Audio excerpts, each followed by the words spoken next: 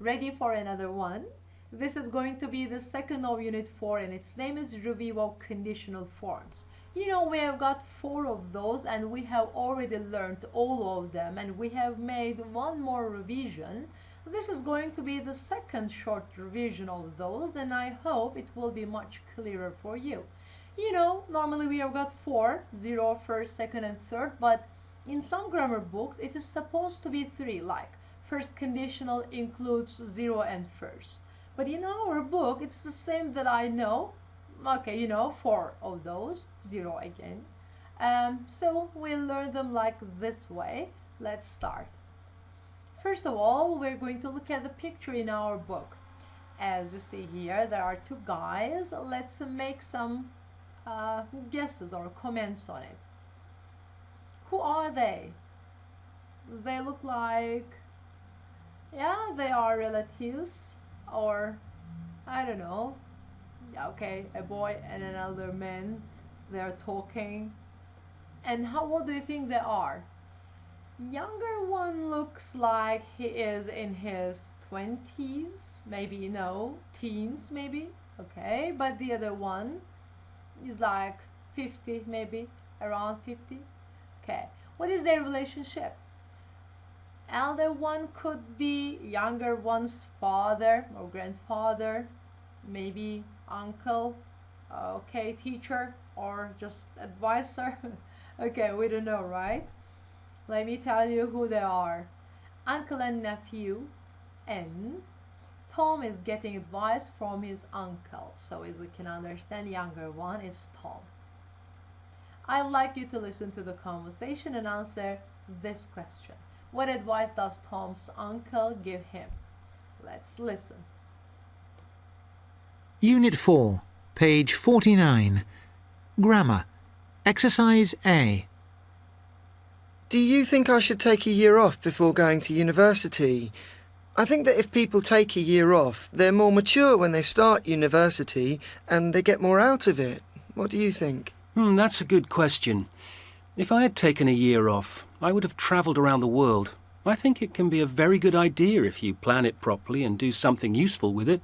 I know, but Mum thinks that if I travel for a year, I won't want to go to uni when I return. Yes, that is a risk, but if I were you, I'd go for it. Just make sure you keep your main goal in mind and don't get distracted. Alright. As you can understand, he advises him to take 1 year off before going to university. Okay, and also, yeah, okay, let's see in the dialogue. Notice part, we'll underline sentences in text that use conditional forms and how many types of conditionals can we find. The first one is here. If people take a year off, they are more mature when they start university. As you see here, that is 0 conditional. The second one, if I had taken a year off, I would have traveled around the world, so past perfect, and would have verb 3, so that is the third conditional. And it can be a very good idea if you plan it properly. Simple present, so 0, 1. And if I travel for a year, I won't want to go to uni when I return. That is 1, because I have got won't here. And the last one, if I were you, I would go for it. That is the second conditional. Okay, as you see here, we have got 5 types of conditional. As you see here, I'm sorry, not 5 types of conditional, but 5 sentences in conditional form, let's say. Okay, form and function. We complete the table with examples from the text. Yay, the first one, if I had taken a year off, because it is third conditional, and as you see here, to talk about unreal situations in the past. So as you remember, I have called it past impossibility. And the next one, if I were you, I'd go for it.